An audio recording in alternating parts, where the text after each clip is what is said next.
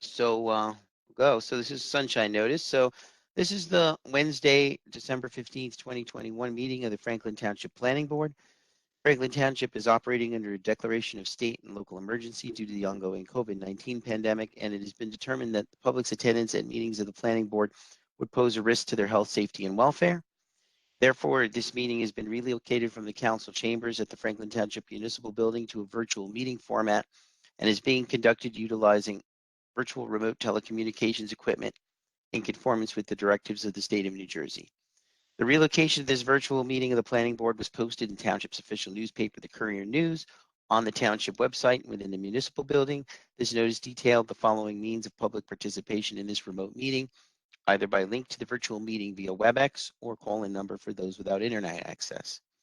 Public inspection of application materials was made available via the Township website and or in the Planning Zoning Department in the municipal building. Formal action may be taken at this meeting.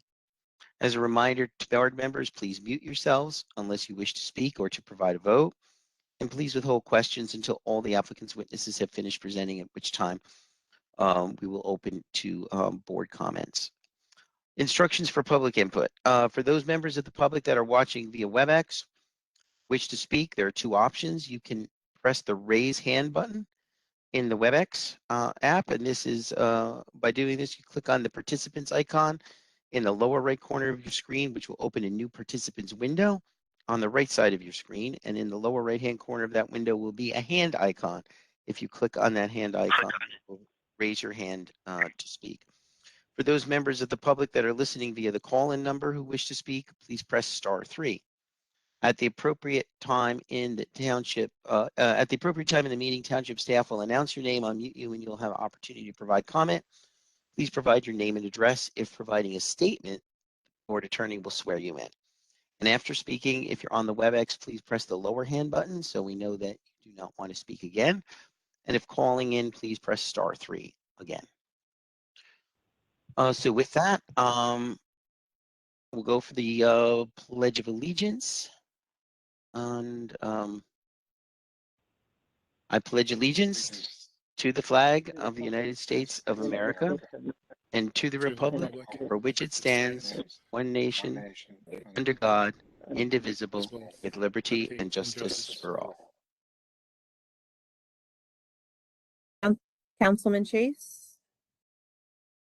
Actually, he sent me an email, Mike. He was asked to attend something in Somerville, so he said he may come in late. He actually said he may even stop here at the building on the way, so he can be part of the meeting, I guess. So All right. him. Carl Hauk, I don't see. Mahir Rafiq. Here. Carol Schmidt. Here. Jennifer Ragnow. Here. Mustafa Mansray.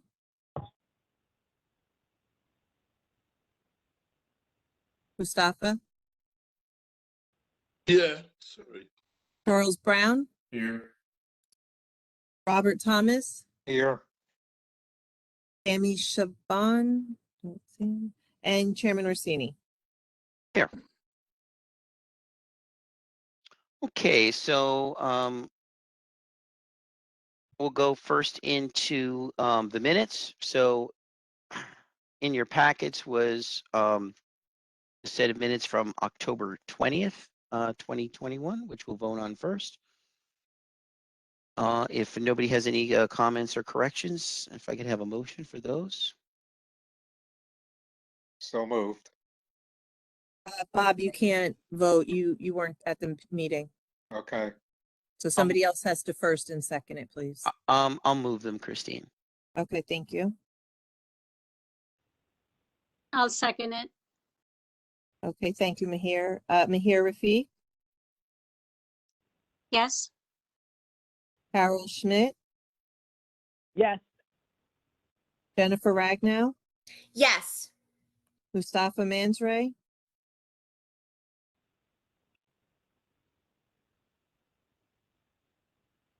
Yes.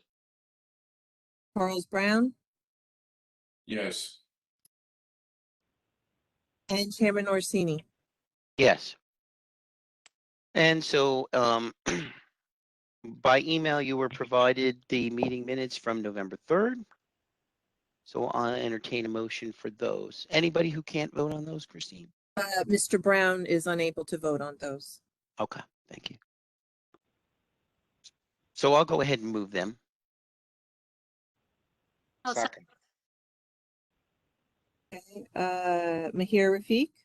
Yes. Carol Schmidt? Yes. Jennifer Ragnow? Yes. Mustafa Mansray? Yes. Robert Thomas? Yes. And Chairman Orsini. Yes. Okay, so we have one resolution tonight, and that's 31 of Voorhees. So this was the various lots that comprise the redevelopment area that you heard a few weeks ago. So I'll go ahead and make a motion to move that resolution. It is PLN 20-00013. Second. You can't second, Bob. You weren't there. Okay. I'll second. Thank you, Mahir. Mahir Rafik? Yes. Carol Schmidt? Yes. Jennifer Ragnow? Yes. Mustafa Mansray? Yes. Charles Brown? Yes. And Chairman Orsini. Yes. So it doesn't look like we have any discussion items, so we'll go right into open public comment. So this portion of the meeting, for those in the public who wish to comment on general planning matters, not the subject of their own hearings tonight. So if you are here for Orion 4 Elizabeth Logistics Center, that will have its own hearing. Please do not comment on it at this time. So with that preamble, I make a motion to open to the public. Second. All in favor? Aye. Aye. Aye. Meeting is now open to the public for general planning comment. So a reminder to the public, looks like we don't have any call-in folks. Everybody's on WebEx to use the raised hand function that the chairman described earlier.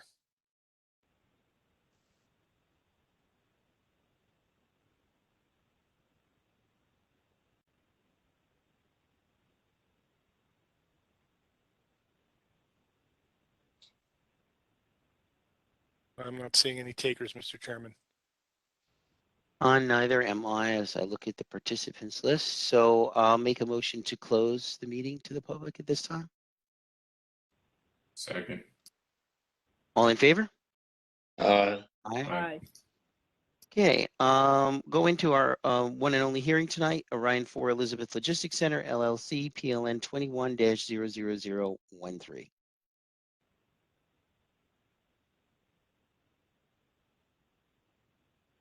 Good evening, Mr. Chairman, members of the board. Peter Lanford appearing on behalf of the applicant. This is an application for preliminary and final major site plan approval to construct a 182,000 square foot warehouse located at 425 and 429 Elizabeth Avenue, blocks 5.0 block 5.02001 and lots 2 and 4. The application is conforming in all respects except for the variance for the dimensions of the truck turning area, section 112-103 of the ordinance. As the board probably can recall, this is a typical variance that has been asked of every warehouse as the township standards far exceed what are the practical needs for the truck turning area, but I will present testimony to that effect. This evening, I will call our architect, site engineer, and I also have available the traffic consultant if the board has any traffic issues or concerns. I think most of the issues probably will be dealt with by the site engineer, but we would be happy to call the traffic consultant if necessary. With those preliminary statements, I would like to call as my first witness, David von Stappenbeck. Peter, I'm here. Good evening, everybody. Good evening, David. Back. If you could raise your right hand for me.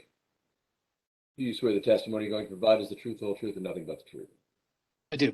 If you could state your name, spell your last name, and give us your address for the record, please.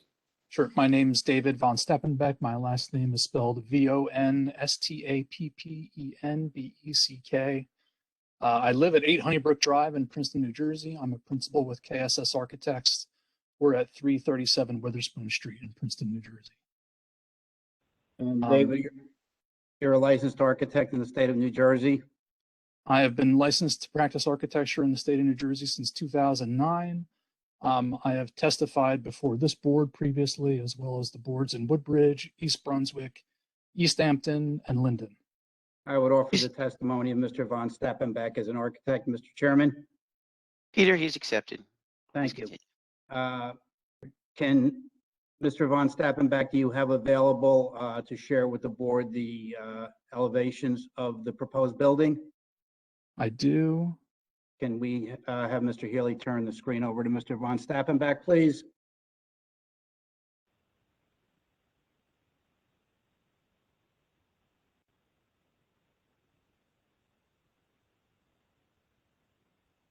There we are. Has everyone seen the screen share? Yes. Yes. Just for the record, Mr. von Steppenbeck, this is one of the sheets in the plan set that was submitted in conjunction with this application. That's correct. Okay, and can you identify the sheet or page number for the record? Sure. This is PB 101.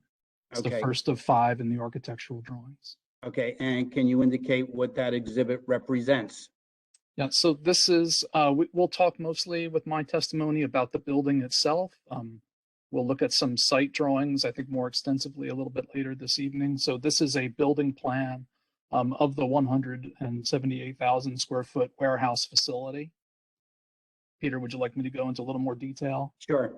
So the facility is designed as a shell building. There is no tenant identified for the facility at this time. It is designed to accommodate a potential for 2 tenants in the future, one at each corner of the building, southeast and southwest corners, as is fairly common for the type. Loading the loading positions are on the north side of the building. These face an adjacent industrial neighbor. The primary entrance facade is at the southwest corner with the approach coming from Elizabeth Avenue, which we'll see shortly when we take a look at some site drawings. Can you move on to the elevations of the building? I certainly can. So just going through the set, if it makes sense to identify, we've got a roof plan as also part of the package. Some overall elevations that just serve to orient us, and then some enlargements that identify materials and really detailed configuration of the facades. I'll zoom in here on an entrance area. The building is constructed of standard concrete foundations, spread footings, and concrete stem walls. The building will include a steel and precast concrete superstructure. The roof is designed for future solar arrays to be installed by a potential future tenant. Mechanical systems mounted on the roof have yet to be designed, but will be positioned to avoid visibility from the street and from adjacent neighbors. The exterior walls are primarily load-bearing precast concrete with areas of glazing that you can see here in the corner. At the building entrance, there is also, if I just do a quick page turn here, there is also daylight glazing included above the dock wall area to provide daylight for associates working in the facility. And just to go back to materials for a moment. Again, there are some glazed areas surrounding the anticipated offices. The concrete panels will be finished with a high-performance elastomeric coating that is common to the typology. The color and configuration of materials reflects the applicant's standard design colors, consisting of an off-white, a light gray, and a blue. The scale of the facades are broken down by changes in panel height that you can see here as we move along the length of the building, as well as changes in plane that provide some interest and shadow to the facade design. Each of the two entrance areas includes a maximum of 100 square feet of proposed future tenant signage. Okay, which is consistent with the ordinance? That's correct. Thank you. I have no further questions. Mr. Orsini, you want me to move on to my next witness? Yes, please, Peter. Okay. We'll just go through all of them and, or at least all except traffic, and then we'll look at, we'll ask the Figure it board out. if they have any questions or want to, yeah. All right, I'll call Mr. Kanosian as my next witness, please. Kanosian, if you could raise your right hand for me. You swear the testimony you're going to provide is the truth, the whole truth, and nothing but the truth. I do. State your name, spell your last name, and give us your address for the record, please. Certainly. James Kanosian, Kinosian, with Stonefield Engineering and Design, located at 92 Park Avenue in Rutherford, New Jersey. Received my Bachelor of Science in Civil Engineering from Rutgers University, and I'm a professionally licensed civil engineer in the state of New Jersey. Having been with Stonefield for over 11 years, I've had the opportunity to provide expert testimony before various planning and zoning boards throughout the state, as well as before many other states throughout the Northeast. Mr. Thank you, Chairman, James. He's accepted. Thank you. And for the record, Mr. Kanosian, the plans that are the subject of this application were prepared under your direction? Correct. Okay, and this application was submitted actually originally in June of this year, at which time we submitted a full set of plans. Since the time we made our initial submission, these plans have been revised on numerous occasions as a result of meetings that you've had with township staff, township officials, and also discussions with state agencies, correct? Yes, correct. Okay. Can you indicate, or do you have an exhibit to show to the board what the existing conditions are on the subject property at this time? I do. I will share my screen. Is everybody able to see that? Yes, sir. Great. So this is the aerial exhibit prepared by our office, Stonefield Engineering, dated September 20th, 2021. Before you go further, was that submitted as part of our submission in conjunction with this application, or is this just prepared for this evening? Yes, it was submitted. Okay, thank you. So overall, as Peter indicated, this project has had an extensive history already. In order to bring the application before you tonight, really this is a culmination of about a year's worth of planning and design to incorporate the warehouse development since the site was rezoned about a year ago. We focused on implementing those improvements into the areas available within this unique property while complying with the existing DEP environmental conditions. And throughout the course of that time, our development teams met with many different jurisdictions, including Buckeye Gas, Somerset County, NJDEP, Delaware Raritan Canal Commission, a few of those many times, as well as we mentioned, your own design professionals in the fire department to ensure that the applicable parameters and design criteria could be incorporated. We have secured our NJDEP approvals for freshwater wetland individual permits and for the flood hazard area general permits. As I will explain, I think what really helps is to best understand how the proposed development came to be. We'll first focus on the existing characteristics of the property so that way the reasoning can be clear for the proposed layout vision. This site is 15.29 acres. It's mostly wooded and lawn areas, undeveloped, with one vacant single family home. It's on the east side of Elizabeth Avenue and located in the Business Industry District BI. And it's surrounded by the Palace Banquet Hall to the east, additional wooded areas and professional businesses and manufacturing uses to the north. To the south, we have the ShopRite, which we abut the rear loading and circulation area. And to the west, of course, there's the new warehouse facility that was recently approved, which includes the removal of the residences and the tire care center that's currently shown on the exhibit today. The site's rectangular in shape. It has two separate frontages that wrap around a single-family home with a detached garage. And the site actually gets wider as you get further into the site, which continues to encourage the development into the rear. The site grading overall is moderate, with some significant portions of steeper slopes within those wooded areas. And there are some low points associated with the wetlands and stream locations that I'll identify for you in a moment.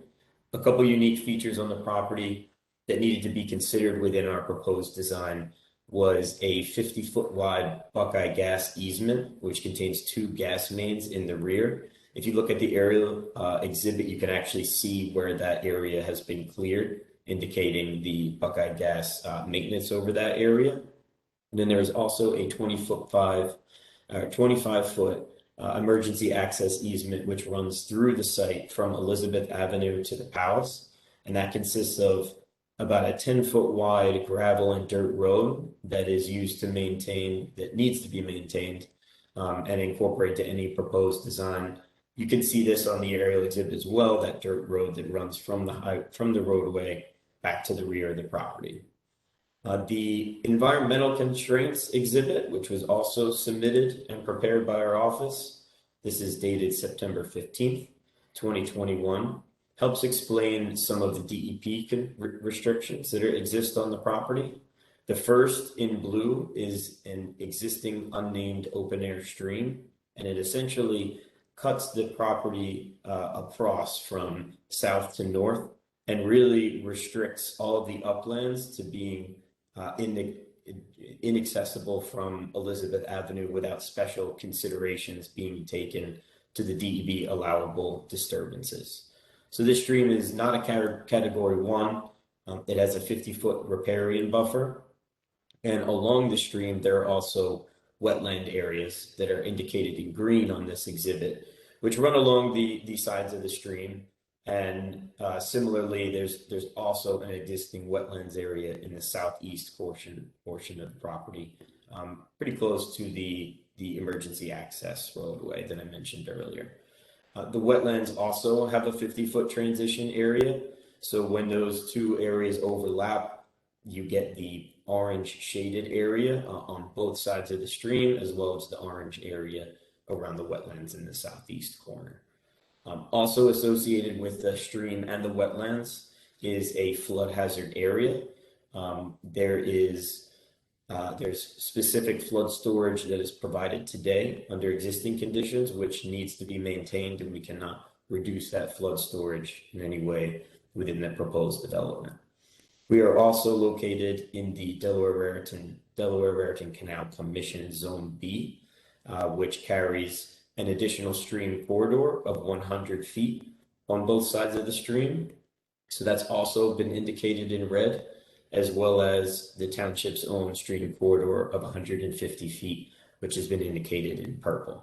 So as you can see, there's a number of design constraints that need to be properly considered for the driveway design to be incorporated within those DEP sensitive areas along Elizabeth Avenue in order to get vehicles and pedestrians across those DEP sensitive areas and access the eastern portion of the property, which is the upland dry areas, while also considering that gas main and Buckeye gas easement in the rear and those wetlands located in the southeast. All of these parameters have led to the design that has been submitted in the application before you tonight. So to discuss those proposed conditions, I will refer to a colorized site plan rendering. This was also previously submitted. This was prepared by our office. The latest version was dated December 2nd, 2021.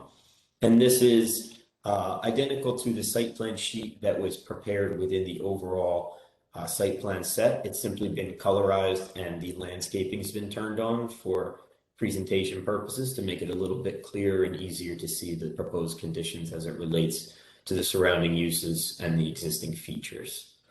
The proposed warehouse is 178,272 square feet, and that warehouse building has been proposed within all applicable setbacks. It's been positioned to provide appropriate spacing from the Buckeye gas main in the rear, and full movement access is proposed along Elizabeth Avenue to allow vehicles to access the rear of the property. And essentially what we have focused on is a drive aisle and a driveway configuration that will be designed in accordance with those allowable disturbances from the DEP and the DRCC to lead to a open span bridge that will cross over the stream, the wetlands, and the flood hazard area, and provide access to those higher elevations on site where the majority of the site features can be located. Specifically, we, in those past submissions and revisions that Peter mentioned, we focused on the turning movements at the driveway, the width of the bridge, and the orientation and location of the bridge as it crosses over that stream to ensure that there's a proper and safe access, especially for use such as this with truck maneuvers at those driveway locations. We've also coordinated that with the county as well, since Elizabeth Avenue is under county jurisdiction. The main truck circulation route leads to the northern side of the building, up to the 26 loading docks and the 17 truck parking spaces, with sufficient turnaround area in the rear, with the turnaround port located in the northeastern portion of the parking area.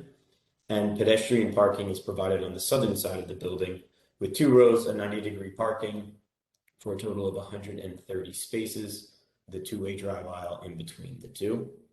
Within that parking, EV parking spaces will be incorporated to be compliant with the latest state regulations. The calculation required is 4, as we've indicated within our site plans, that will be complied with.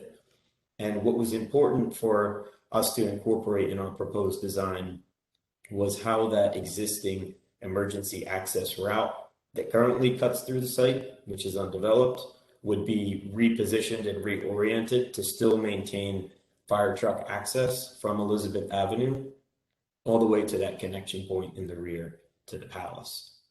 So what we did is we met with John House and we reconfigured that emergency access along the southeastern side to mimic the similar path that exists today and provide that same connection point, and simply reroute the fire trucks into the new pavement areas and run those fire truck circulation patterns to ensure that proper access could be provided with Mr. House's direction.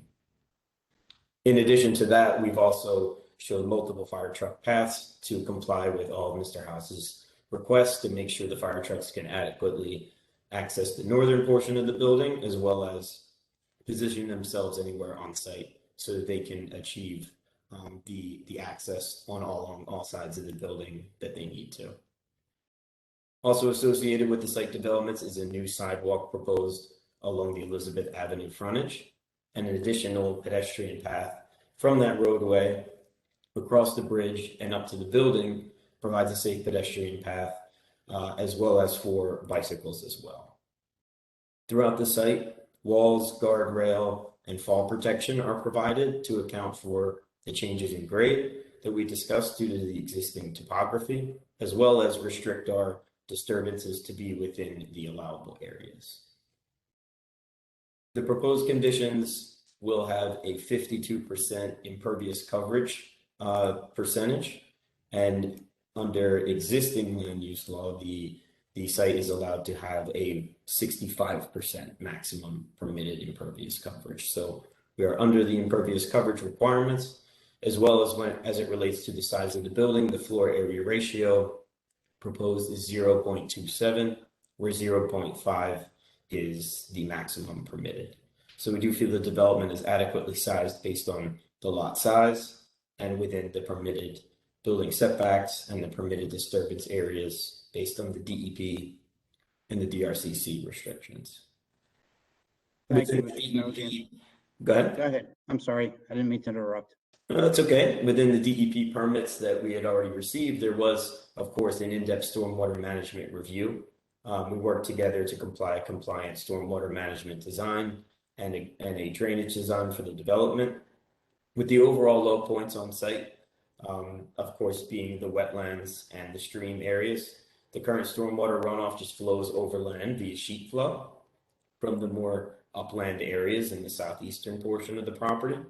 And the proposed drainage patterns will ultimately discharge to those same points, and those will be maintained as we provided a design to comply with those stormwater regulations. The three major stormwater regulations, quantity, quality, and groundwater recharge, will all be complied with. For quantity, we need to reduce the pre-construction rates with a lower post-construction stormwater flow rate in our 210 and 100-year storms by 50%, 25%, and 20% respectively. And this is achieved by a number of underground detention basins and also above ground detention basins in order to properly convey the water, store it temporarily, and then slowly release it back into the wetlands and the stream. From a quality perspective, we're required to clean the water from the new motor vehicle surfaces. And this is provided by manufactured treatment devices from which they will clean the water underneath the ground after it is collected by a series of inlets and pipes before discharging, as well as incorporating a significant portion of pervious pavement into the site to naturally clean the water before it ultimately discharges back into those wetlands or the stream. From a groundwater recharge perspective, the existing soil types are type D, as well as bedrock, relatively shallow on the site. So under existing conditions, there is essentially no groundwater recharge. Therefore, there is no impact to the proposed development from a groundwater recharge standpoint, and we will comply with that regulation as well. And last but not least, there is also a non-structural best management strategies requirement by the DRCC that's calculated with their formal spreadsheet, which we've worked closely with the DRCC to comply and incorporate those non-structural methods as I had just mentioned prior. The number of, there's a, I would say briefly overall for the engineering letter, and we can get into it further if needed, but overall we are, comfortable complying with those. So we had a chance to speak with Darren Mezzi prior to the hearing tonight, as well as a few times in the past to go through some of the specifics of the design. One thing on stormwater that was just worth noting tonight, I believe it is noted in the engineering letter that low flow channels, although they are permitted as designed, they were asked to be considered to be removed. I would just simply like to state for the record that the reason why there are low flow channels at the bottom of the basins is because since we do not have the option to infiltrate water in this location, the low flow channels allow our basins to be properly sized to slowly release the water to the discharge points, rather than having more steeply designed basin bottoms that would then push the water out faster and would require us to essentially expand basins into those environmentally sensitive areas that we are focused on staying out of. From a landscaping perspective, the tree removal is limited to the developable area, and the deficiencies in tree replacement are going to be paid for by the contribution to the tree fund. But throughout the site, we've provided a robust and diverse mix of native trees and flowering shrubs, as well as provide some varying, all-season interest. And the plantings that have been incorporated were specifically chosen to try and fill the overall existing canopy to continue to create that diverse habitat, especially along the stream. There is substantial buffering proposed along the northern, western, and eastern property lines, specifically tailored to those environmental sensitive areas. And once again, those landscaping plans and designs have been reviewed and approved by the DEP. So as a whole, for the mitigation plantings to surround the property and replace the trees that are being removed, we have a total of over 400 trees being planted, more than 300 shrubs, and a little over 360 perennial plantings as well. The illumination design that we proposed is to specifically allow for safe vehicular and pedestrian operations with no significant impacts to the surrounding properties.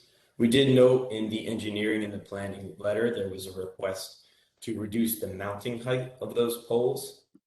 The current proposal was for a 30-foot mounting height to achieve a uniform distribution throughout.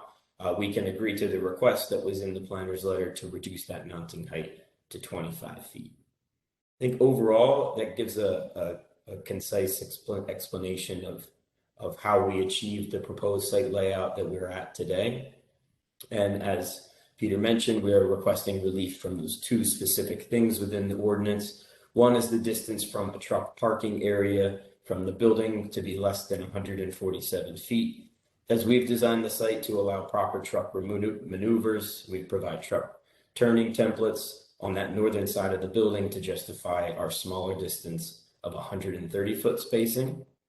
And the disturbance into the 150-foot township stream corridor, as we've complied with many of the DRCC and DEP restrictions on the stream, we are pinched by that Buckeye gas main in the rear, and our building is only about 40 feet from that gas main which exists. So the only areas that are disturbed within those limits of 150 feet do not encroach into any of the steeper slopes along the side of that stream. And those areas to be disturbed are very moderately sloped and will be significantly revegetated as part of the proposed conditions. Peter, if you like, I could explain some of the outside agency requirements that are also required, or Yeah, let me touch on a few points and then we can go on to the staff reports and outside agencies. First of all, just for the record, at the present time, there is the access easement that was provided to the fire department for emergency access, and that access easement currently crosses that stream, correct? It does, yes. Okay. And that access easement is being relocated as you testified, correct? That's correct. And the fire department will then have access through a paved roadway or paved driveway rather than a 10-foot wide gravel roadway, correct? That's right. And in order to reach the palace, and you testified that at the rear of the property, there is a Buckeye easement. Right now, there's gravel over that Buckeye easement, and we're proposing to pave that, correct? Correct, yes. And we've worked directly with Buckeye Gas to ensure that that was suitable for them. Okay, so you have met with them, you have shown them the improvements, and they're on board with that. Yes. Okay. Is there proposed any gate or something to keep motorists from cutting through this site to the palace, or for people who are at the palace cutting through this site to get to Elizabeth Avenue? Yeah, within the site plan documents that were submitted, there was not a specific gate specified, but we'd be happy to add one if there was a request. Okay, and obviously if we propose a gate, it would be subject to the approval of the fire department, correct? Yes, we'd work hand in hand with them to propose it. Okay. Now I note on the plan there is nothing shown to handle refuse. Can you indicate how refuse is going to be handled? Yeah, certainly. The refuse is handled on the interior of the building. It'll be on the northern sides, I believe, and accessed accordingly. Okay. Will there be any pervious pavement being proposed as part of this application? There is. As we were mentioning briefly for the stormwater management aspects, because we are in the DRCC, it's important to provide a number of non-structural methods to treat our stormwater. So we have the 3 densely vegetated above ground detention basins, as well as a series of pervious pavement throughout the site, both on the northern side in the truck parking area, as well as within the passenger vehicle parking spaces. Okay. You indicated in your testimony that you've had numerous conversations with Darren Mazzi of CME. He issued a report dated December 8th, 2021. You've had an opportunity to review that report? Yes. Okay, and you've had discussions with Mr. Mazzi since that report was issued, some discussions being as late as today? That's right. Okay, and can you indicate to the board whether you can, based on those discussions, comply with all of the requested changes or modifications to the plan that Mr. Mazzi is requesting?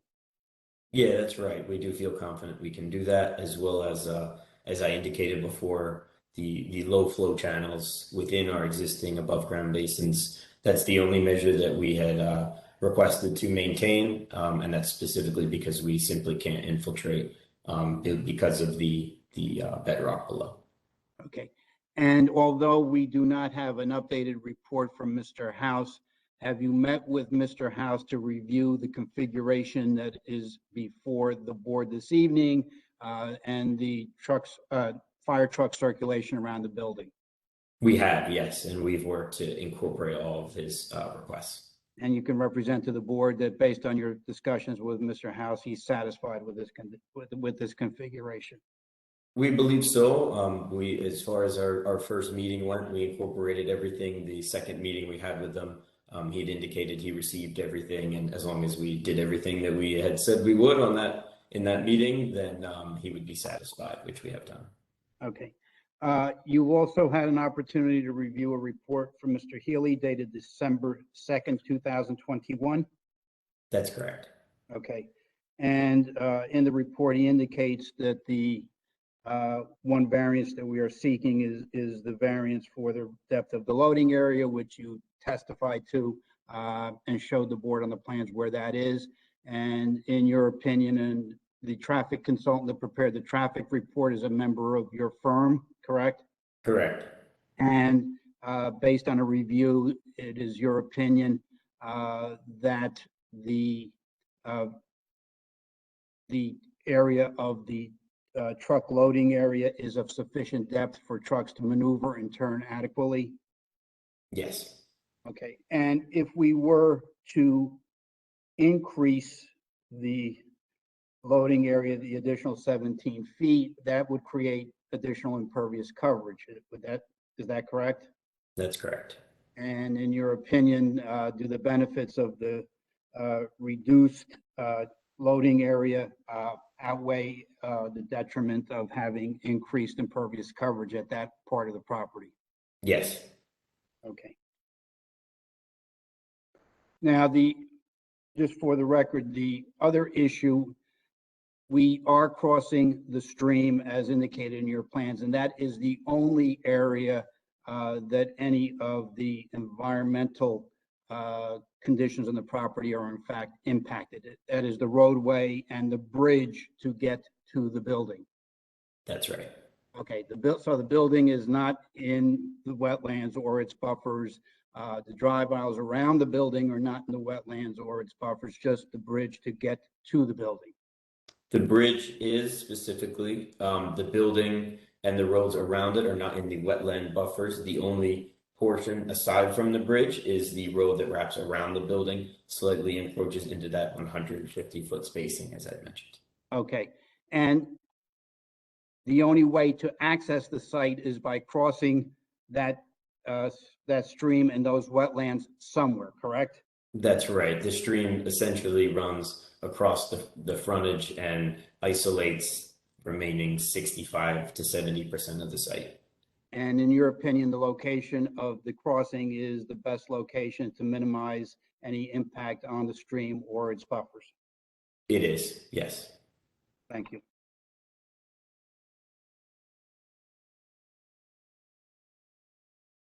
So Peter, I know you went through the staff reports just now, and there's a few questions I have, maybe a few other board questions, but what I would suggest we do is we get high level testimony from your traffic expert. Being that this is a warehouse, obviously we have sensitivities into truck routes and things of that nature. So I think we should get some traffic testimony on record, not in gory detail, but in some. And then if that's your last witness, which I guess it would be, then we'll open it up. Mr. Orsini, I still have some other comments to address from Mr. Healy's report. And that's fine. I just Yeah. you paused, so I figured you might want something from me. No, I just wanted to, as I was going through Mr. Healy's report, just want to make sure we hit on everything that Okay, is on his report. sounds good. We've dealt with item number 2 of his report, the lighting, is that correct? And we will Correct. comply with that? Well, Peter, before you leave that, there was obviously you said you comply with the height. What about the intensity? It seems like you're quite a bit over the intensity that is normally there, and we want to be sensitive to that. So Can that be reduced, or do you have some reason why it needs to be so bright? I can't answer that question, but Yeah, Mr. that will be reduced as part of the lighting revisions. We'll work with the engineer and the planner both to ensure the proposed lighting is adequate. The lighting is compliant by code, but we hear their concern and we'll work with them, and we've already agreed to reduce the mounting height. Okay, thank you. Go ahead, Okay. Peter. Sorry, All right. I interrupted, but it was good talk. No problem. His next comment talks about the fact that we have 130 spaces where 74 are required. And did you discuss this with the applicant and discuss whether we can bank some of the parking spaces so that we do not have to build them at this time, and if they're not needed in the future, they will not be built? That's correct. If there was a request to bank them in the future for future utilization, then the applicant would certainly be able to. And did the applicant provide to you a number of spaces that he is willing to bank? Yes, 20. Okay, and if that is acceptable to the board, can you indicate, if we can bring your exhibit back up, where the spaces would be banked? So they would be banked in the southeastern portion of the pedestrian parking area, right here. Okay, so along the drive aisle as you're heading across the Buckeye Pipeline, before you get to Buckeye Pipeline, abutting, I guess, would be the rear of hers and the supermarket, correct? That's right. Yes. Okay.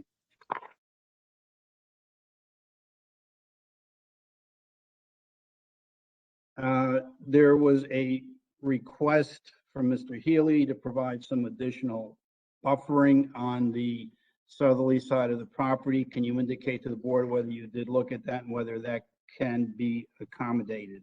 Yeah, so we've paid close attention to the buffers as part of this site design, especially because a number of those areas are required to be buffered for the reasons I'd mentioned prior. It's important to put the truck loading and truck parking on the northern side of the building so that it's appropriately screened from Elizabeth Avenue. And in order to position the building within those setbacks, within the Buckeye, or I should say out of the Buckeye gas easement and appropriately spaced from the gas mains, and have that truck parking on the northern side, that's what essentially creates all the pinch points to locate the building where it is today.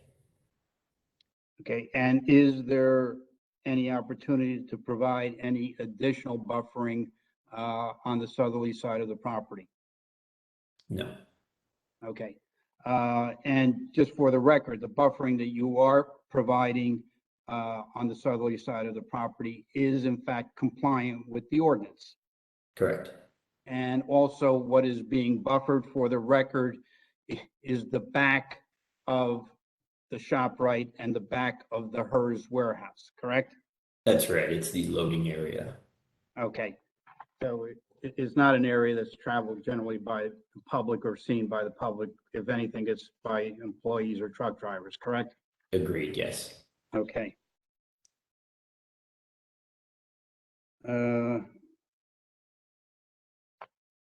We presented testimony concerning the mechanical equipment.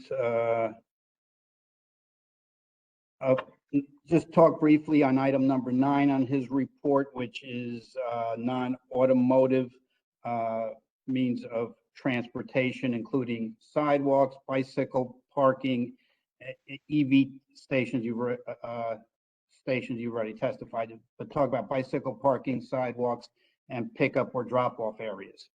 Yeah, so as we mentioned for the sidewalks, just pedestrian access. I believe we mentioned there is pedestrian walkway, designated sidewalk that leads from Elizabeth Avenue all the way up to the building and over the bridge for bike access. Bikes would be able to use that same sidewalk, as well as park their bikes on bike racks that are positioned in front of both proposed office spaces at this time. And specific spaces could be designated for ride sharing as needed. Okay, and those would be in the current parking area, and we would designate those parking spaces for ride sharing? That's right. We could add signage to indicate that. Okay. And I think that touches on all his comments. And before we let you go, you wanted to touch briefly on all of the other outside agencies and approvals and their current status. So if you would briefly review that.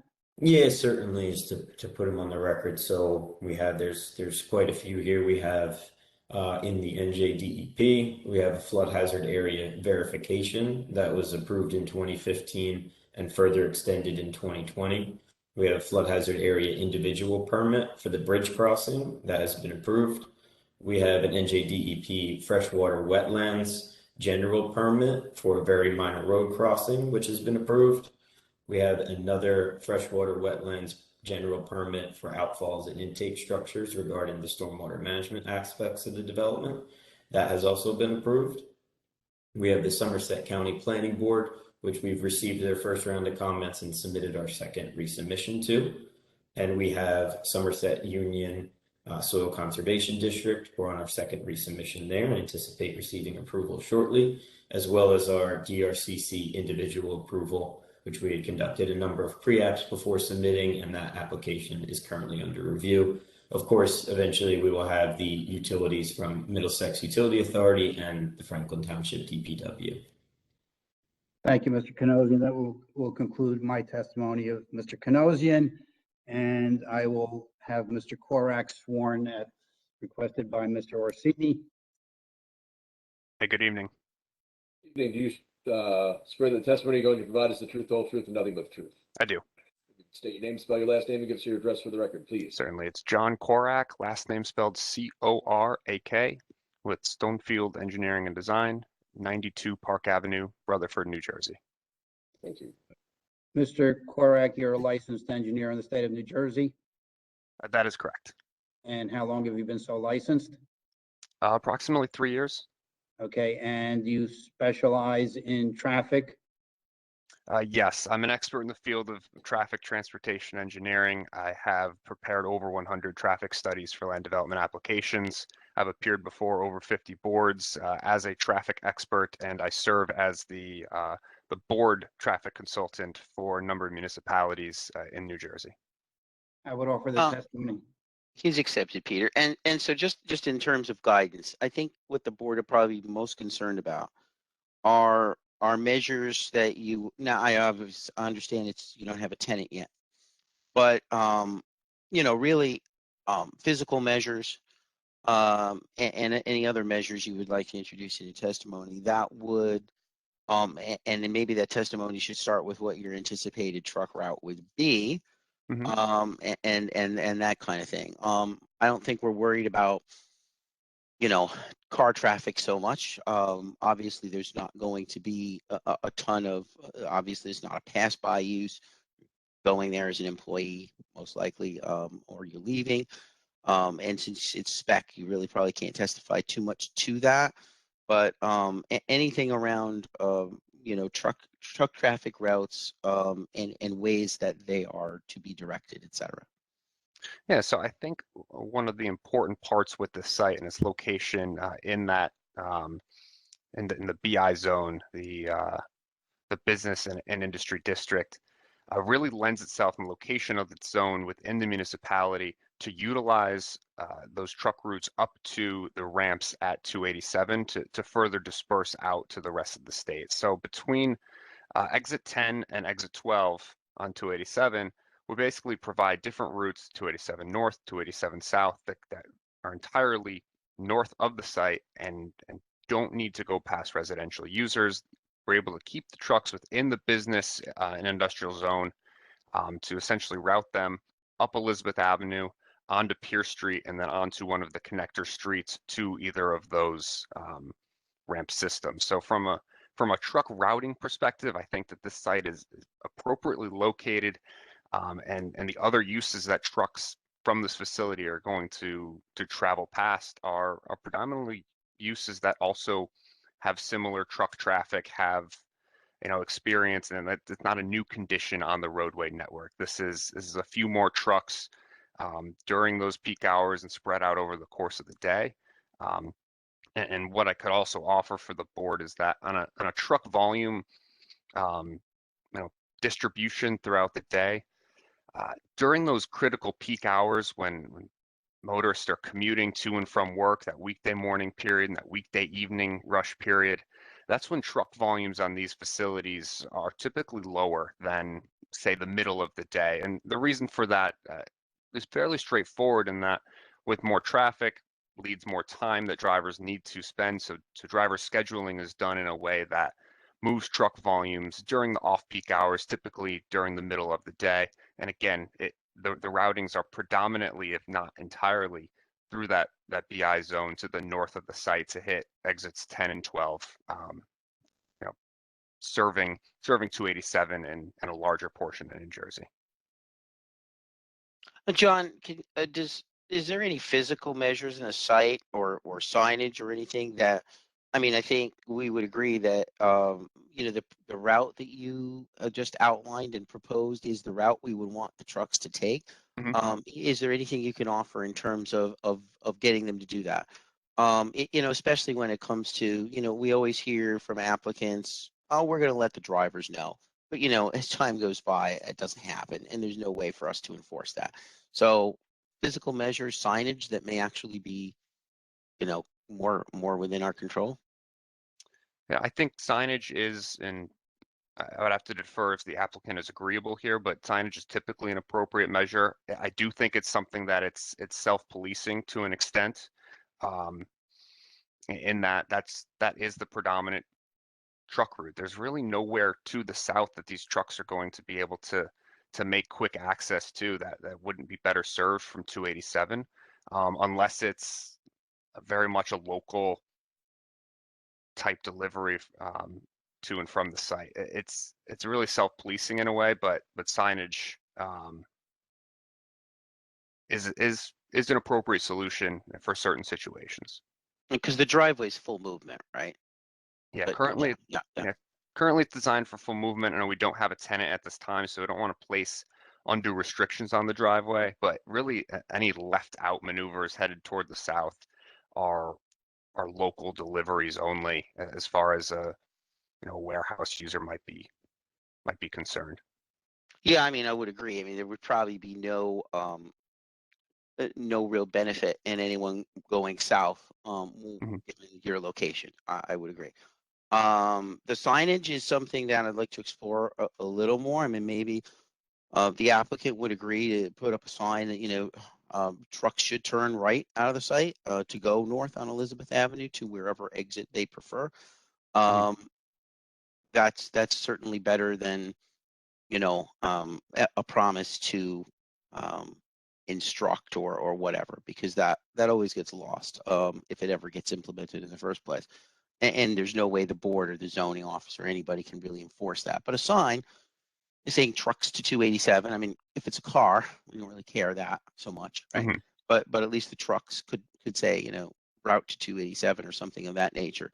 Yeah, Because I mean, even general wayfinding, just like you're saying, yeah. is incredibly helpful as far as providing that guidance, and it does help reinforce it. So wayfinding signage in particular, I think, would be very helpful here. And Peter, is that something that the applicant would agree to, you think? Yeah, I think we really need to sit down and figure out what the signage should say, because we don't want to preclude a left turn if there are local deliveries that are being made from the site. So I don't have a problem agreeing to signage. I think rather than come up with language on the sign at this time, I think our traffic consultant could put his head together with your staff and come up with whatever appropriate signage may be necessary to direct the traffic to 287, except for local deliveries. Yeah, no, that would be fine. I just threw out an example of sorts, not Yeah. not to prescribe the language necessarily. Yeah. John, do you have anything else? I mean, that's kind of what I most wanted to discuss. I know the board, we'll open it up to board questions and see if there's any other questions, and you're sworn in. But Mike, just want to give I'd you. like to make a suggestion in line with the signage. Yeah, go ahead, Bob. Preferred route, as has been discussed, and probably the most used route to 287 is coming out of this facility, making a right turn on on Elizabeth Avenue. You have a signal intersection at Pierce Street, a left on Pierce takes you to exit 12. A right on Pierce takes you to Davidson Avenue, exit 10. There's no advantage. In fact, that it's very counterproductive for the trucks to continue and go straight through Pierce, continuing on Elizabeth. Why don't we enlist or ask the applicant to engage in some discussions with the township itself or the county, putting a sign on intersection of Elizabeth and Pierce Street, pointing the way right or left, 287 north left, 287 south right, and helping them direct the traffic that way. Because it is a township benefit, and it is a township, a county benefit, that as many of these trucks as possible are directed to the right routes. And there's already issues with southbound Brook and trucks getting involved with going through South Brunswick. I mean, southbound Brook, either by mistake or on purpose. Not making a turn on Pierce Street is not very likely putting them in that position in southbound Brook. Mr. I Thomas, see why the town couldn't be enlisted and the county to help with signage at that intersection. Would help to have some clout from the applicant and a recommendation from the board, I think. I think the recommendation from the board is important. I think we can explore those. I think we can agree, number one, to put some signage on our site. Signage off-site involves, as you indicate, dealing with the county, dealing with the township, and it may involve dealing with a property owner if there's not enough room on the right-of-way to put the sign. So it's, we have no problem exploring it and trying to get that accomplished as a recommendation from this board, and we would be happy to do that. We're not going to guarantee that somebody's going to say, no, you can't do it, but we will do what we can to get it done. I Yeah, and wouldn't I think propose it that's as a most, condition, yeah, but at right, least right. it's a starting point. Yeah, and I mean, as board chair, I mean, I'd be happy to write a letter to the county, endorsing that approach. Obviously, it has implications beyond just this application, right? But yeah, and I don't think we can, like you said, Bob, put it solely on the applicant as a condition, but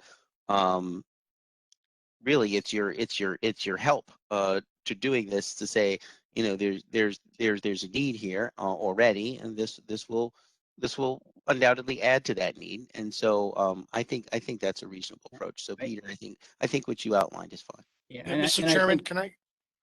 if I may, before you start, Mr. Healy, I think what we really probably need to do is have our consultant figure out where signs should go and where they're appropriate, and perhaps bring that back to either Mr. Healy or to the somebody who can then start, and I'd be happy to join in with a letter to the appropriate officials. But until we figure out where the signs should go, there's no sense in starting to engage in discussions. And I think I would offer, my client may not be happy about it, but the services of our consultant to look at that intersection and figure out what the appropriate signage would be and report back to Mr. Healy, and then we can take it from there. And Mark, does that sound good to you, or you have other? Yeah, I mean, I was going to suggest, I think it was mentioned by at least one person that this issue is beyond this application. I mean, there is a warehouse approved across the street and others in this general area. We do have hopefully a short work session on next Wednesday. We may want to add a short discussion of this matter by the planning board to form some type of memo from the planning board to the township as a whole. Because again, this is a larger issue well beyond this applicant. I think the overall issue being, what's the best way to direct truck traffic in this area to 287? And there's going to be input from the township, from the county, from the police department, et cetera, et cetera. Yeah, no, I agree, and that all sounds all very reasonable. So let's do that stepwise approach. So thank you, Bob, for the further suggestions. and Peter and Mark for your cooperation. So I guess perhaps without intending to, we more or less segued into board comments. John, not to cut you off, but I mean, you can see that was the real issue that we've grappled with on this and other warehouse applications. So I guess we'll open it up to any board questions of either of the three witnesses you've heard from tonight. Mr. Chairman, I yeah, have I a had few a questions. question. Oh, go ahead. I was just Was going that to Carol? question Okay. why the number of trees is such a small number. It's like it's about a quarter of the required number of trees. And I wondered whether the applicant might consider more trees and less trees. Mr. Kanosian, I if can you can bring speak your to that. exhibit back up, and if you can indicate if there is any opportunity to provide additional plantings anywhere on the site. So pull back up the site plan rendering.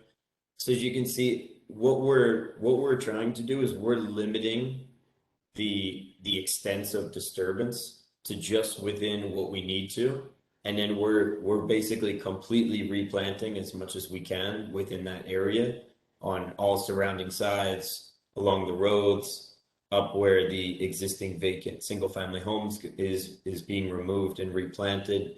So the deficiency number, I think, just seems so extreme because under existing conditions today, that it's completely wooded.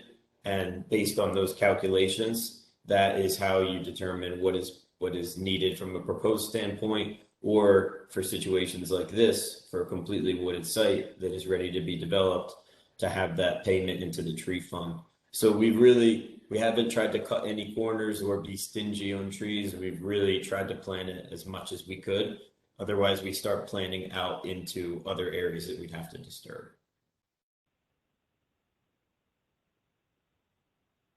Okay.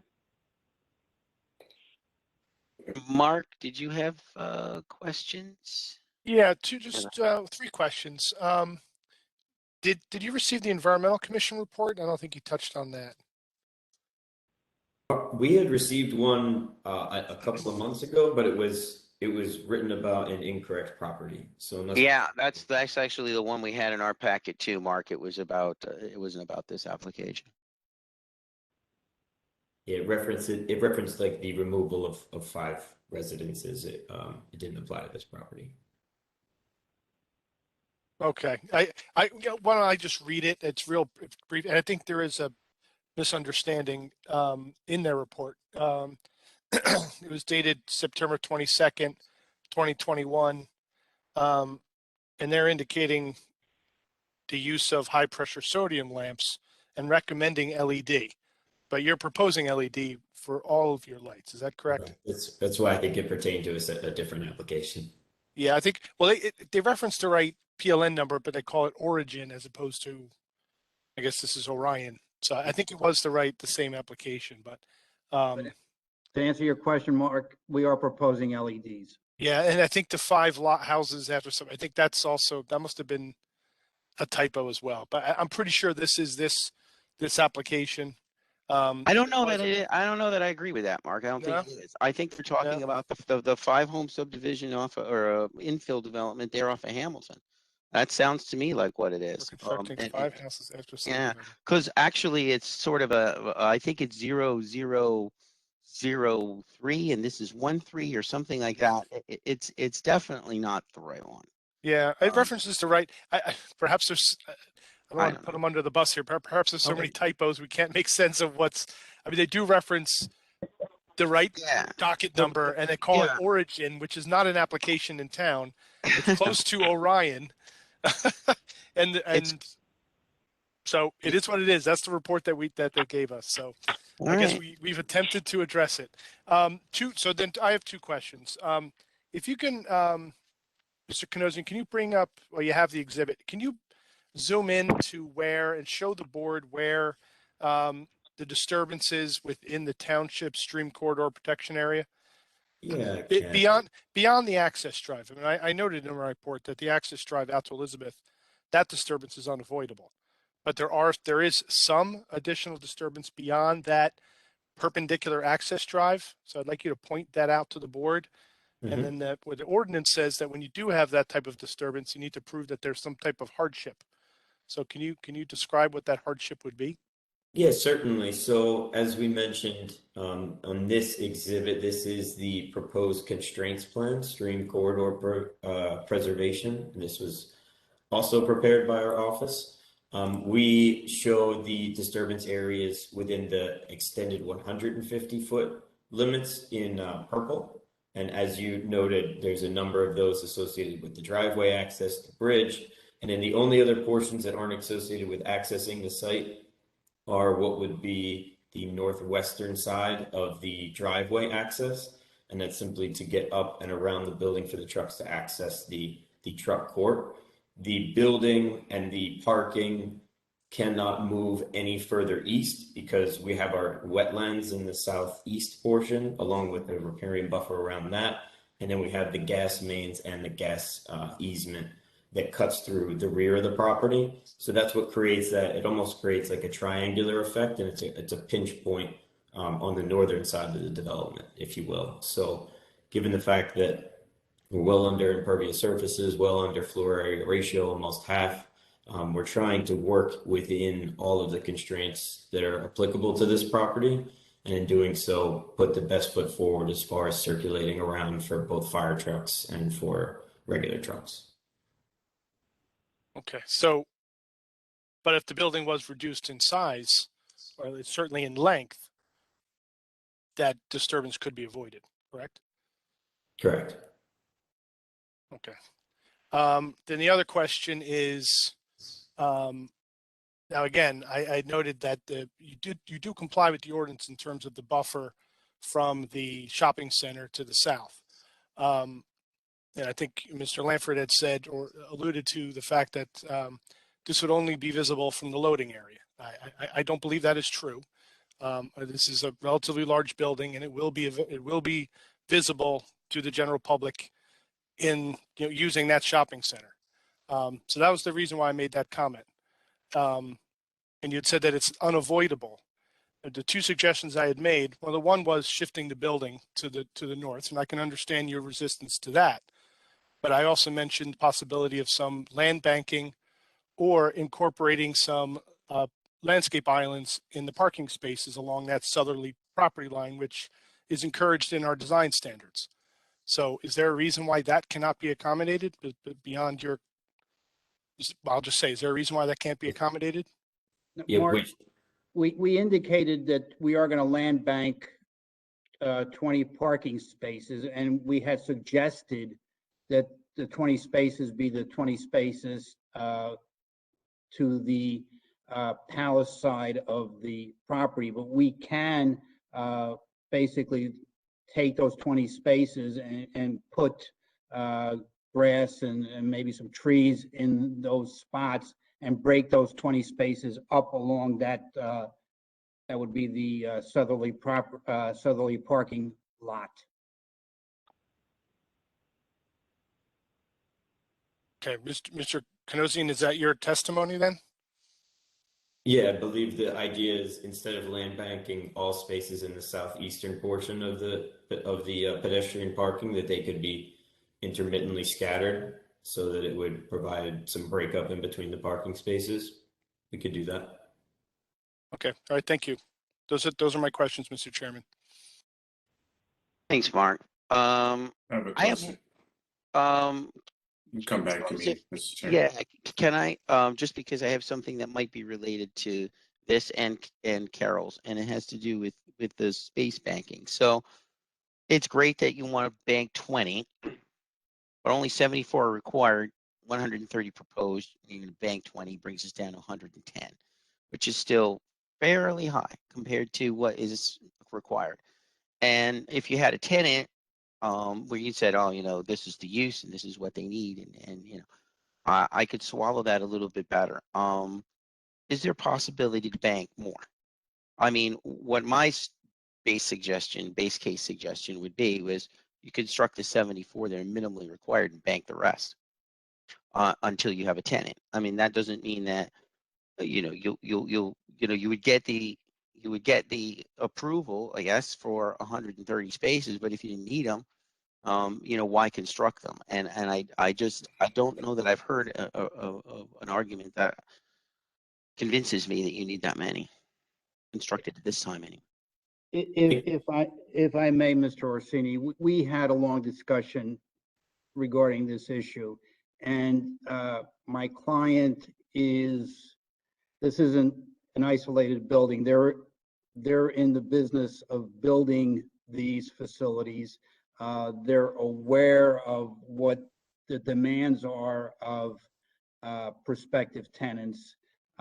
When they designed it with 130, they thought that was probably what they would need, but were willing to bank 20. And I think based on their history in designing these buildings, that they feel that they will need 110 spaces.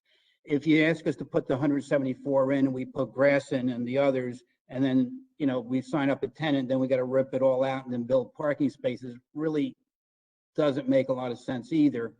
Like I said, we take, and I've been doing this a long time, and we take all comments seriously. We review them and we discuss them. And again, there's nothing in the ordinance that says we only have to build 74. We can build more. We're well under impervious coverage. So, the client looked at the number of parking spaces and then looked at what's out there in the market and what the demands are of users, and then felt that he can bank 20 and perhaps never have to build those, but he felt that there would be a need for those 110. Okay, I mean, I was trying to solve a couple problems, Yep. Carol, and some more trees and buffering that Mark was talking about, and so, I was looking at the general design and thinking, well, maybe you could do that, but I mean, I can ask my client after the hearing if they can try to lop off a few more, and if they can, they will. But again, we had a rather lengthy discussion over this the other day, and they felt that in order to properly market this building and to properly rent it, that 110 would be the minimum that they would need. okay, I mean, it would be fine to ask them. I mean, even every little bit, they come back with like 3 more. Is it going to make a big difference? No, but every little bit helps. So I would appreciate that. But I mean, if they have experience with this, which is some color that you provided that I didn't realize, when you hear spec building, it's a blank slate, right? But if they've done this before and they have current operating uses in which they're like, based on who we think is going to be here, we're going to need 110 spaces, then that makes me feel a little bit better that at least if they're constructed, they'll be used. Because none of us wants an empty lot. So we also, just for the record, I mean, although the name is Orion, this applicant already has an approval for another building in town, which is going to be under construction shortly. And in that one, we did agree to reduce the parking spaces too, again, based on our need. And again, these are not our first buildings, trust me. okay. So yeah, and appreciate, if you could go back to them and see if you can lop off some more, but also appreciate your testimony. Charles? Yes, thank you. I appreciate the attempt to, increase pedestrian access and circulation on the site. However, I cannot ignore the reality that human behavior will lead many of the 130 plus employees to want to potentially get lunch or a snack at the not Stop and Shop, a ShopRite that's adjacent to this building. Any consideration given, one, to expand the sidewalk within the public right of way to connect to that site? I wish we had done it previously, but what about now? Given the fact that you are seeking a variance, I think that will improve circulation and access through the site and cut down on the likelihood that people will now have to get in their car and drive next door.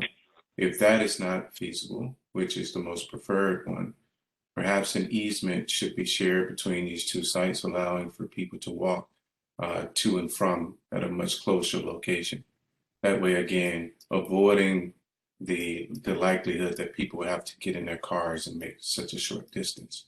lastly, Mark would have to confirm this. I don't know if we have a policy against bikes sharing sidewalks with pedestrians, but that is a point of tension throughout the country at the moment.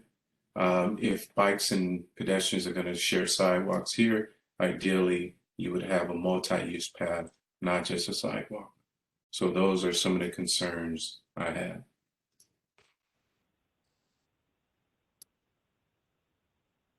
The sidewalk that we are proposing is along the frontage of our property, which is what is required by your ordinance, so we are fully compliant.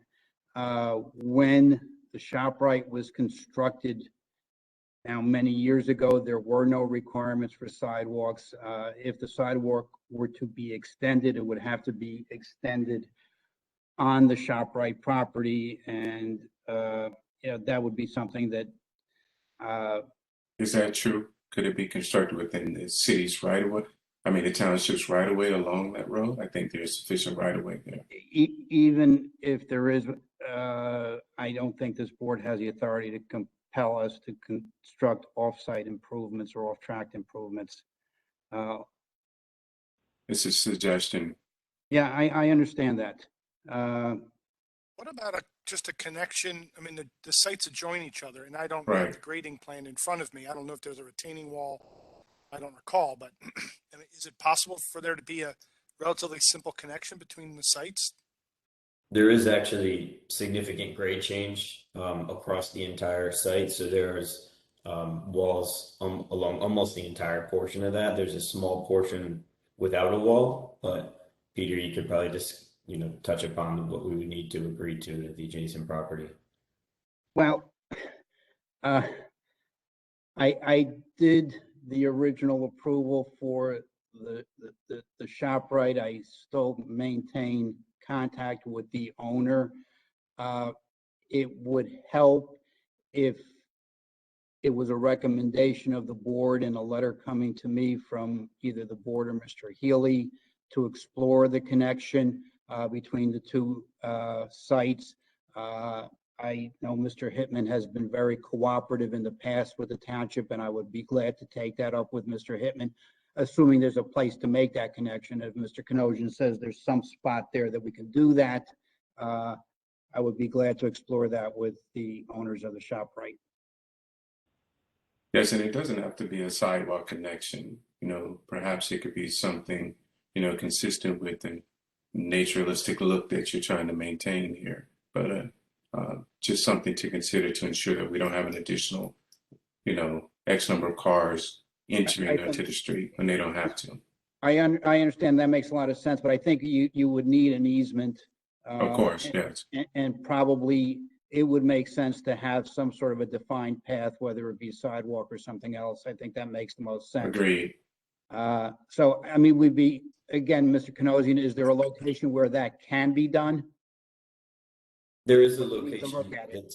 it's basically centrally located in front of the building. It's not the best position for that connection, but because of the retaining walls and the changes in grade that we had to incorporate, but technically there is a space.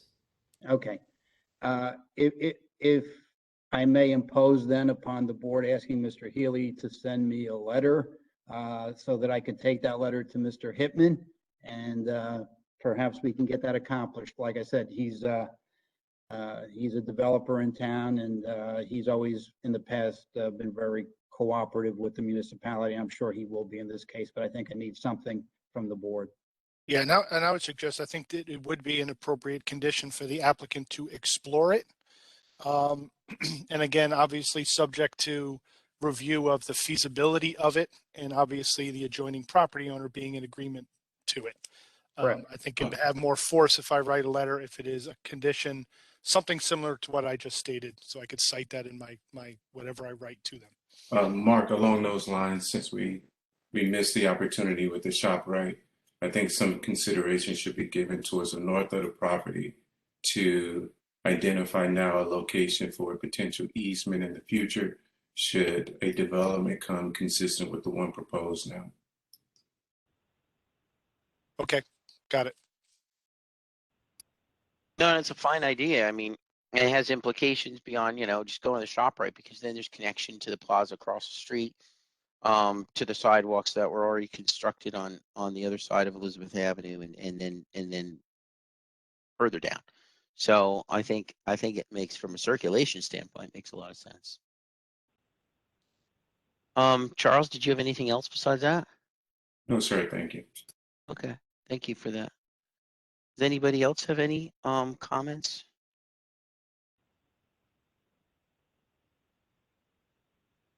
And if you think of something, we'll always can come back after the public. But then at this time, I'd like to make a motion to open this hearing to the public.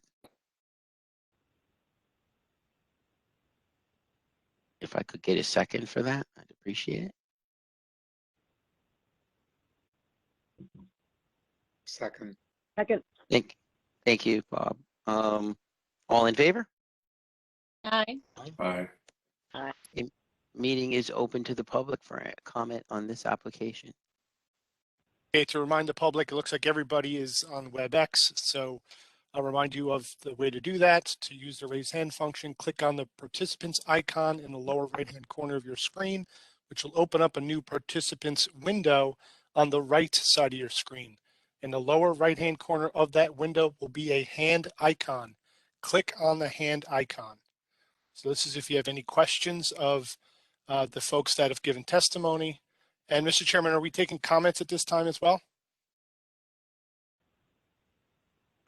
Yeah, any public comment, any questions on this application, now's the time. So again, the lower right-hand corner is a participants button. Click on that.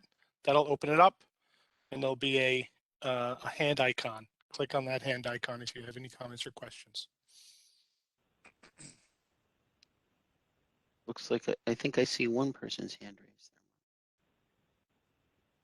No, I'm not. Really? Oh, wow. Yeah, it's not. Oh, okay. It's sort of. I thought it was Oh, I thought wow. I spilled something on my screen. Yeah. It must It's have. not. It's not. But yeah. It used to be a bright yellow hand. Okay, I will. Yeah. Yeah. Okay. So, excuse me if I mispronounced your name. Malgorzata Kowalski. I'll unmute you. Go ahead. Yes, good evening. Can you hear me? Yes. Yes. Good evening. Great. Good evening. I'm the very interested party as I live at 427 Elizabeth Avenue. And I do have some comments and then some questions, some concerns regards to the proposed warehouse. Okay. Since you're going to make statements, we're going to have the board attorney swear you in. Sure. Raise your right hand. Do you swear Yes. the testimony you're going to provide is the truth, the whole truth, and nothing but the truth? Yes. If you could state your name, spell your last name for us, and give us your address again for the record, please. My name is Małgorzata Karwowski. Last name is Karwowski, and my address is 427 Elizabeth Avenue, Somerset, New Jersey. Thank you. Yeah, so our lives will be affected too tremendously by the new warehouse. I understand it's a progress. I understand everything is within the laws. My concern is what can the developer do to lessen the negative impact on us? For example, the lights that are being set are shining brightly on our house. It reaches our house, our bedroom windows. And I cannot imagine living in this house. Cannot imagine being outside when everything is shining on us so brightly. The lights are turning to us. There's no accommodations to lessen the impact. Now, there is proposed landscaping at 425, and then on the other side of the proposed driveway, but there's no landscaping provided between our house and the entryway to the warehouse, to the road. Is there something that could be addressed? Mr. Kanosian, can Mr. Kanosian address where the lighting is in that area and whether any of the lighting leaves the site as far as foot candles? And perhaps he may want to bring up his exhibit so he can respond to the question? Yeah, simply, I'll just go ahead and put on the record that the lighting can be oriented away from the residential home. It can be shielded, and there can be, no illumination spillover. As we redesign the lighting to address the things we had already committed to, we'll ensure that that's the case. Thank you. That's great to hear. What about some of the landscaping? Because what we've seen from the plans is just a sign for entry to the warehouse. There is nothing proposed. I understand you cutting down the trees, so that will be empty space. Is that something that could be beautified? Yeah, so it may have just been the case that the plan you were looking at didn't have the landscaping on it, but there is a significant number of trees and shrubs all planted up and around the proposed driveway. Everywhere that's going to be disturbed is going to be replanted. On both sides, because what I've seen, it was just on one side to the shop, right? That was just the landscape over there. On the other side, there's existing trees. And those will not be removed? No, They will not be obstructing traffic? the trees will not obstruct traffic. Okay, great. Question for you also, because you talked about the flood storage and releasing the water to the stream. Is that, how is it gonna affect my property, my house, when it's like the huge amount of water? The Because water- every time there is a big rain, the levels are rising in a stream, and that floods my property. So now we're having all the runoffs from you. Would that, what are the plans to making sure that this is not happening? The state requires us, due to the size of this development, to reduce the stormwater runoff rates to their existing points of interest. So essentially, the water that drains into those stream areas today, that has to be reduced and released slower during a storm event. And that was already reviewed by the state and approved. So it will be improved. Right. And the main idea is for why wasn't the road, the driveway constructed straight down 425 property? That would be easier way for tractor trailers getting in and out without making any turns around the building. It would be just straight down. It would also, like the west side now that's facing Elizabeth Avenue could have been used as additional parking spaces, and then it would be providing by the ShopRite additional buffer and reduce the parking spots.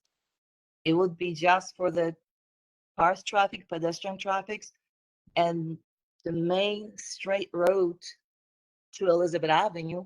Wouldn't that be easier? Unfortunately, with all the environmental constraints that we had mentioned before, it's already currently located in its best possible position to comply with the state regulations for allowable disturbances and to allow for the proper turning movements along onto Elizabeth Avenue. Okay. The existing environmental constraints control our access point, and that's why we've designed it as such. Typically, we would look to align drive aisles as much as we can. In this position, it's dictated by access to the roadway and the current stream. All right, thank you. Is there a possibility of putting a fence that would just separate my property from your property on the side of the driveway? Because I'm afraid like now people gonna start walking around and just come to my house and think that this is part of yours. Like, is there a fence that could delineate our properties? If I'm understanding your question, on your side of the drive aisle and driveway, Yeah. within our property, there is no sidewalk. That's on the other side, on the south side. The only sidewalk that gets close to your residence is in the right of way as required by the township. That's public sidewalk. Okay, but can you put a fence between our properties? A fence between the properties. Yeah, I mean, you're increasing the noise, you're increasing the pollution. I want something that would just divide. I mean, I would appreciate something that would divide and lessen the impact, lessen the view that I have of continuous traffic of cars and tractor trailers driving 30 feet away from my property. Is there something that could be done? Peter, I'll defer to you about building additional fences. Well, well, her question, let's answer the question. Can a fence be constructed on our property along her property line without either A, necessitating the removal of trees, and B, encroaching upon the wetlands or the related buffers? Can it be done? Yeah, it would have to encroach into all those environmental constraints that we outlined. So to be very honest, I don't know if the allowable disturbances would be acceptable. Okay, and in addition, even if it was acceptable, are there trees along her property line on our side that we're keeping? Are there trees along her property line that are going to be maintained? Yes. And in order to construct a fence, would those trees have to come out? Not necessarily. All right, so it can be done, but the environmental constraints Mhm. probably make it prohibitive. Well, let me ask a question. So is there, I understand, I do see that a portion, the back portion of their site has different environmental constraints, and I can see perhaps, if you can confirm this, that placing fencing in there may be more difficult than placing landscaping. Is that true? Is it easier to place landscaping in these environmental sensitive areas than fencing? Typically, yes. Okay, because when I look at the landscaping plan, on their side of the property, between the driveway and their property, there is no proposed landscaping. Why is that? Because that existing vegetation is to remain. If there's an opportunity to add plantings, I think we'd be happy to add them. We're planting 400 trees at this point, so we're happy to add a couple more trees if there's a position that we could. Up until now, we've just tried to restrict the planting of trees within all the disturbance areas.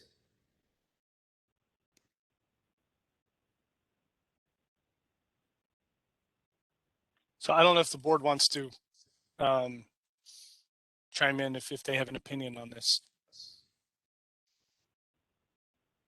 I would just say, if there's more trees that can be planted, that's great. I think, I don't know, I think that does more than a fence would.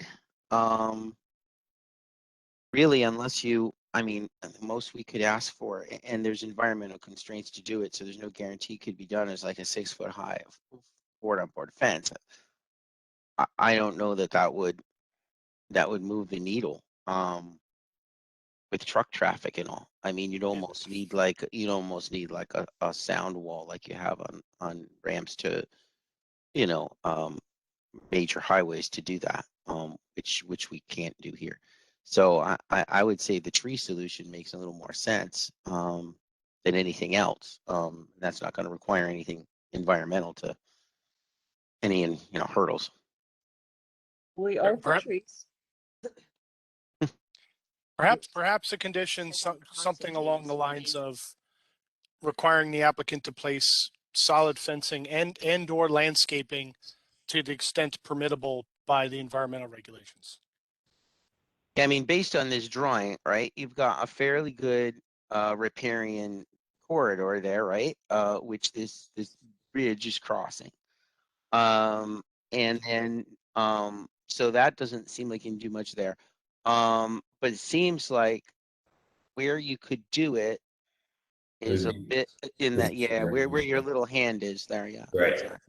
Because there's already those existing trees there that would remain, so it's this small little portion of lawn area that we could investigate additional, plantings. Yeah, I think that would be helpful.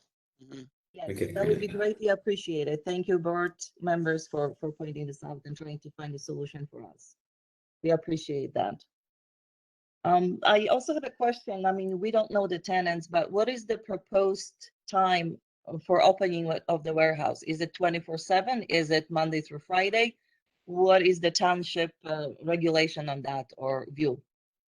The We do not know what the hours of operation would be because we do not have tenants. However, there is nothing in the township ordinances that precludes us from operating 24/7. So a potential tenant could operate 24/7. Okay. And I think that sometimes, or most of the times, when there's so people coming to work, leaving work, we find a lot of thrown garbage on side of the streets, especially on our properties and stuff. Let's say, we're not saying that this will happen, but if this happens, how would the tenants address it? Is there like ground maintenance crew that will be taking care of that, or this is something that is not even considered?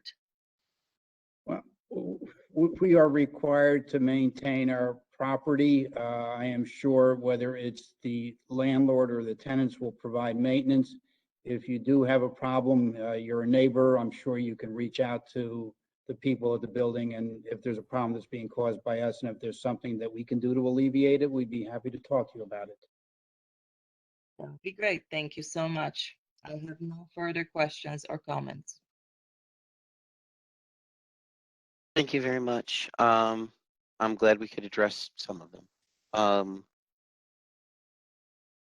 We'll see if there's anybody else who would like to speak. See anybody? No, I don't either. So I'm gonna give like going once, twice, thrice. So another use 30 seconds if I don't see any hand raised or we don't have anybody online. So, and I'll make a motion to close. Second. Okay, all in favor? Aye. Aye. All right. Any further board questions before I turn it over to Peter for any final words? Not Peter?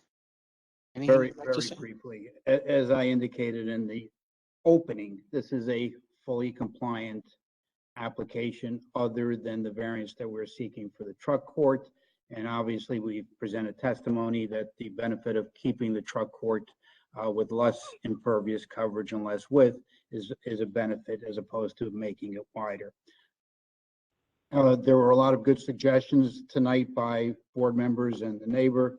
I am sure they will be incorporated in the resolution. We will work with your staff to make sure that all of those comments are addressed. Again, I will be happy to approach Mr. Hittman concerning a connection between the two facilities. But I would respectfully request that the board grant the site plan approval with the one variance, subject to all of the things that we did in fact agree to this evening. If Mr. Vignolo wants to run through them, we can do that, but I think they're sort of pretty obvious. It's up to the chairman whether he wants Mr. Vignolo to run through them. No, I mean, we'll whoever makes a motion, I'll enumerate whatever needs to be enumerated, and then we have sort of the catch-all phrasing, right, of what was testified to in the hearing. So, and then Peter does a fine job of writing it up. Is that it, Peter? That's all I have. All right. So Just for the purpose of the motion, Mr. Chair. yeah, So it's site plan, it's. Mark, can you put your mic down? Yes, sorry Yeah, about that. Sorry about that. So it's for the purpose of the record. It's for site plan. It's for the one loading related variance, and then there's the minor relief from the stream corridor preservation ordinance. So, given that I've taken some notes, let me see if I can get this in here. So I'll make a motion to approve. With the variance for the truck parking, the distance from the parking to the building being less than 147 feet, namely 130. The waivers that were outlined in the 150-foot township disturbance stream corridor disturbance corridor that are necessitated from the design, and also consistent with outside agency reports. That we will, that the applicant has agreed to add a gate between their property and the palace to prevent access, and that gate will be subject to discussions with Mr. House. I'm sure it'll be some sort of fire compliant gate that he does, that Peter very familiar with. The banking of 20 spaces, so that only 110 will be constructed, with the applicant agreeing to explore whether additional spaces can be banked. Let's see. To enhance the landscaping next to 425 Elizabeth. 427. Oh, 427. I knew that was wrong. To agree to some sort of on-site directional signage for trucks. This is just for your on-site agreement, Peter. Not a condition of approval, but obviously, and Peter, I don't know exactly how to word this in terms of the Pierce Elizabeth signage. Probably work that out. Thanks, Peter. And agreement to reduce the height of the lights to 25 feet, the illumination to reduce the illumination to hopefully what was suggested. And I think I covered most of it. To explore an interconnection between this site and the ShopRite site. Oh, right. To explore the interconnection between that site and the ShopRite site. And everything else agreed to by the applicant. Yeah, and an easement to the north as well for future development connection. Right. Thank you for adding that. So added as I'll amend my motion to add those things. And then the general idea that compliance with all staff reports, which has obviously been in the testimony, but and all outside agency reports. I think I'll stop there. I would second that. Christine, go ahead. Tahir Rafiq, Yes. Harold Schmidt, Yes. Jennifer Ragnow, Yes. Mustafa Manzray, Yes. Charles Brown, Yes. Robert Thomas, Yes. and Chairman Orsini. Yes. Thank you very much. Merry Christmas, everybody, and I'll see Merry you Christmas, next year. Peter. Okay, have a good holiday. Everybody on the board, before everyone gets too far into the eggnog next week, or whatever your libation of choice is, do remember that there is going to be a brief work session on the 22nd at 7:30 to do the circulation element. And that will be the last meeting of the year. And I assume we have to adopt a calendar at some point too, Christine, or unless we do that first meeting of the new year, I guess. I can get it ready. Well, we had the days ready. I have the days ready. I already gave them to the clerk's office, so it's will be hardly any. I can get that ready, I suppose, for that meeting. Do you want it on that Okay. meeting, Mark? Yeah, Or is it why supposed not? to be As Okay. well. okay? Yeah, let's go ahead and put it on that meeting. That way everybody can have a, who does their calendars, who puts this on their calendars for the year can have it. The And only that's thing it. I'll let you know is I think in May we're going to have meetings back to back to instead of having it the first and third weeks, it's going to be the second and third, just so that we can have observance of religious holidays. And I think in October too, but I'm not sure if it's for the zoning board or your board. I'm not sure, but I know those are the 2 months that we will have meetings back to back. We may not Okay. have anything scheduled, but that's what you will see on your calendar. Okay, that Okay. sounds good. Just write it up and we'll make sure we'll pass it. Okay. It is what it is what it is. So with that, I make a motion to adjourn for the evening. Have a great evening. Have a Merry Christmas, everybody.